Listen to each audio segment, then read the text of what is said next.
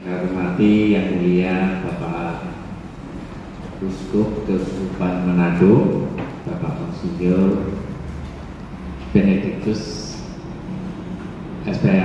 Espanus Rolingtum MSc. Yang saya hormati para romo pastor yang hadir pada kesempatan ini, frater dan para pengurus panitia pembangunan yang hadir pada kesempatan ini, demikian juga rekan-rekan yang dalam ini juga mewakili Perokris UID Sulutinggo.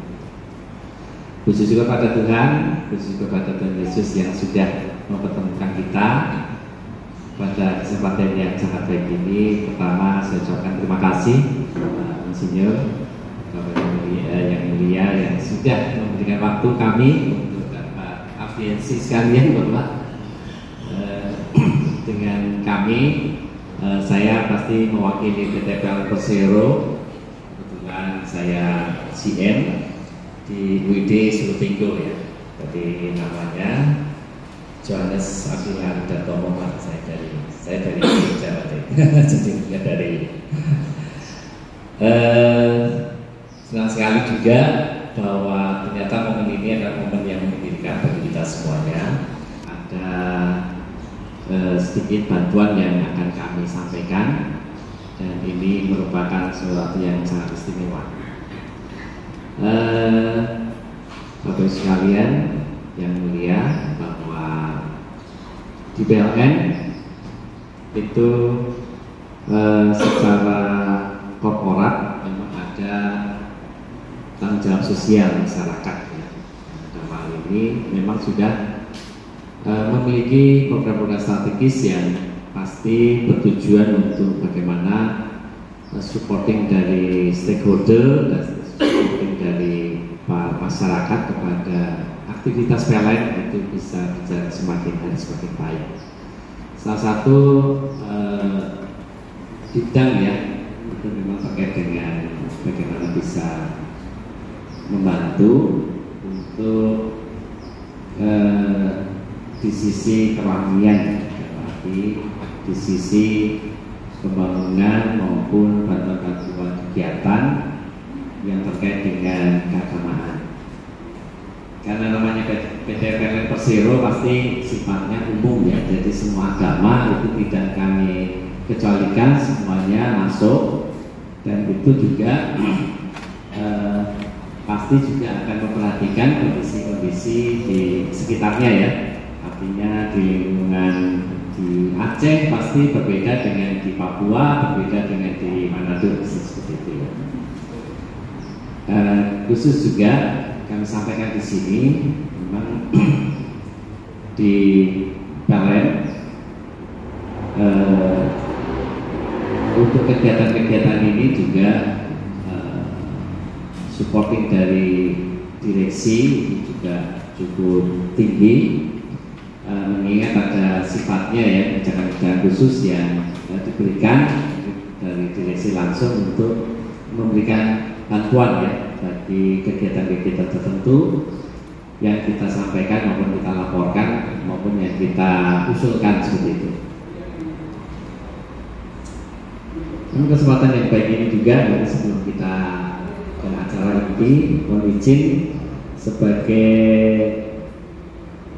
pimpinan PLN Bapak, pimpinan PLN Monsinyur, bahwa kami harus menyampaikan kondisi kelistrikannya sendiri ya. Nah, jadi Monsinyur belum tahu di Manado itu sebenarnya listriknya kayak apa sih ya. Jadi kalau saya sampaikan bahwa Kota Manado sampai Gorontalo yang di daratan yaitu tersambung dari satu sistem yang sama. Jadi listriknya itu sama. Jadi kalau ada pembangkit dimanapun nyambungnya ke sistem yang sama.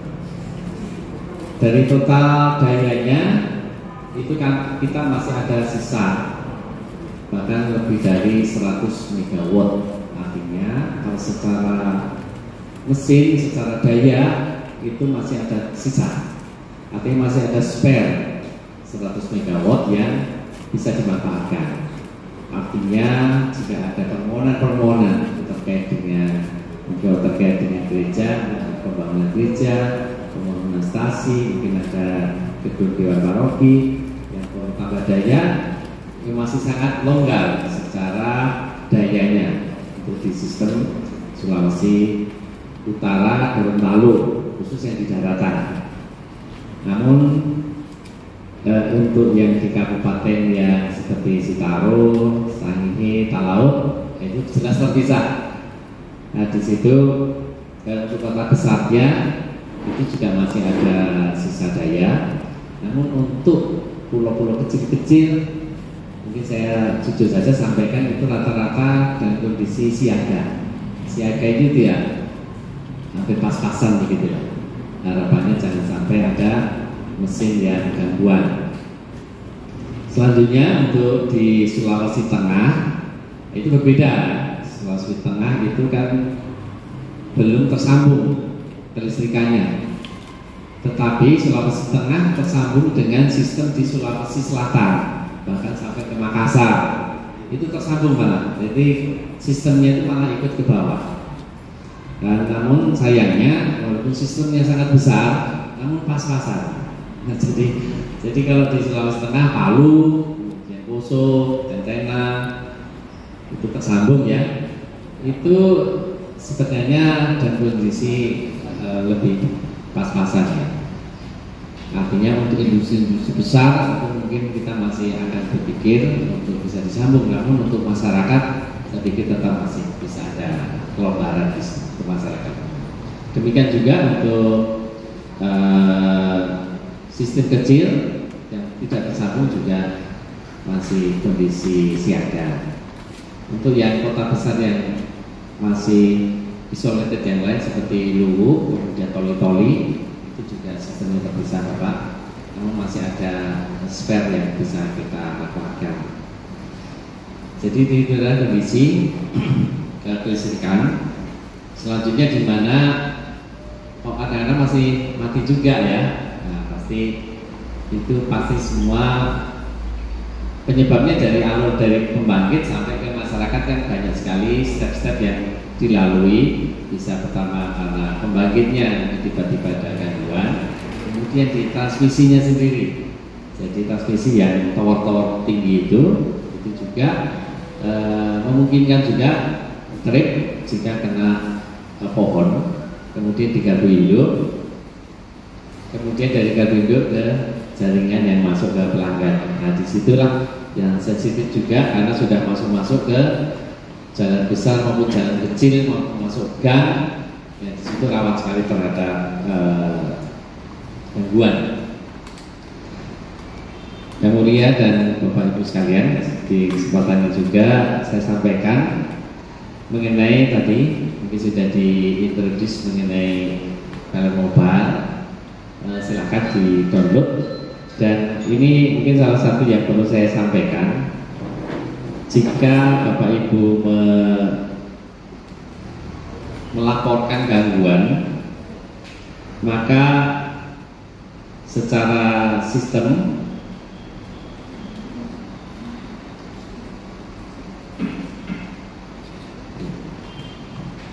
ini langsung dari saya sendiri.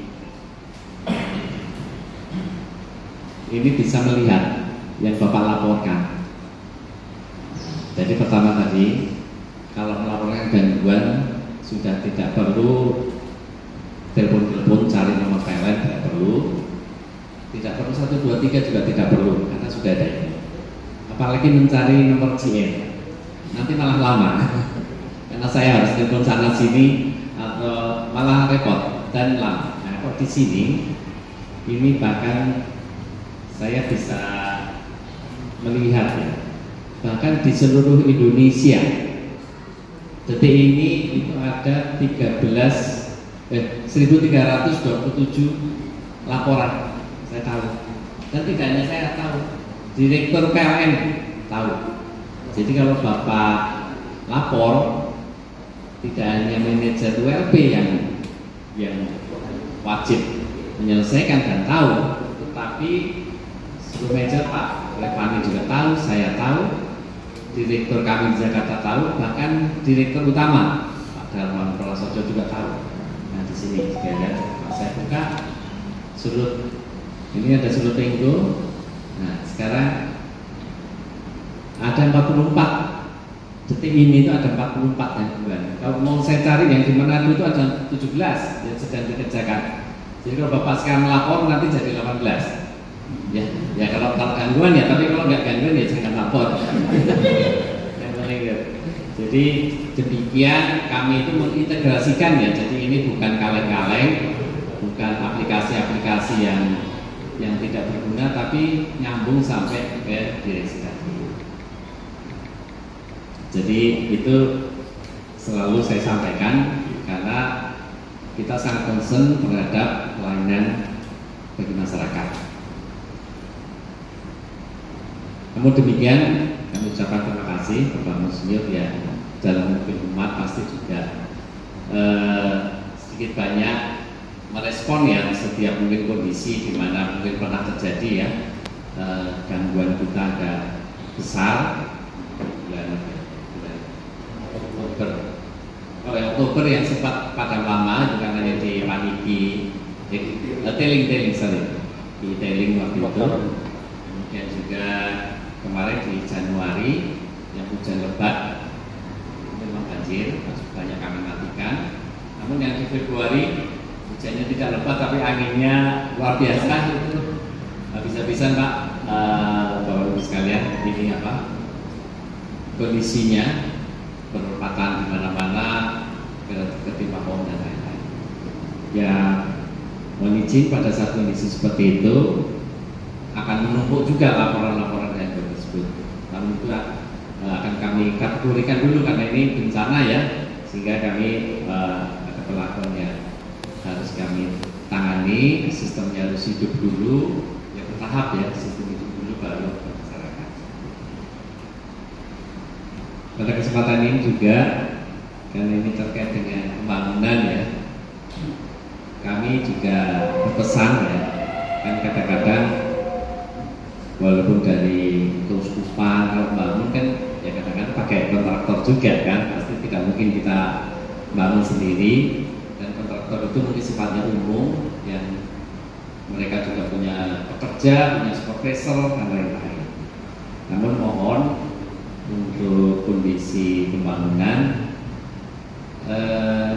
yang sering terjadi itu pada pembangunan itu cari gampangnya, suka malah mencuri mengambil listrik bukan yang dari meter. Nah, karena bangunannya kadang-kadang dirubuhkan atau apa kan, sehingga ambil dari mana seperti itu.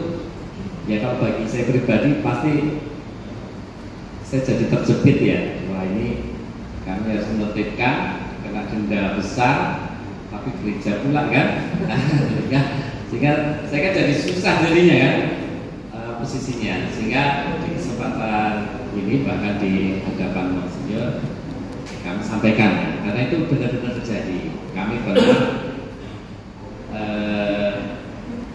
gereja tapi ya kontraktornya yang menarik sembarangan dari tiang PLN, padahal kami rutin melakukan penertiban sehingga kabelnya diukur berapa diameternya, terus tenang saja rumusnya itu kejam tinggi, tagihannya itu luar biasa. Jadi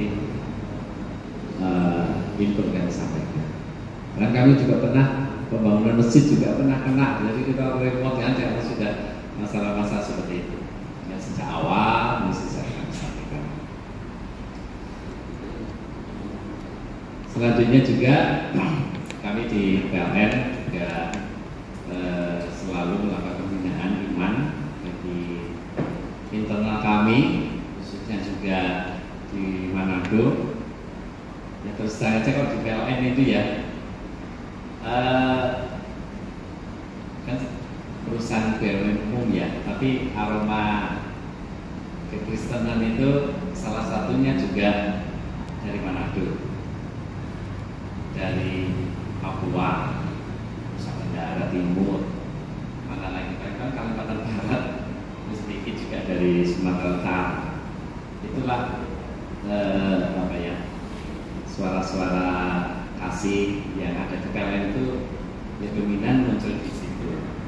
Teman kami juga banyak dari yang tadi berkumpul juga di PLN pusat juga relatif banyak juga.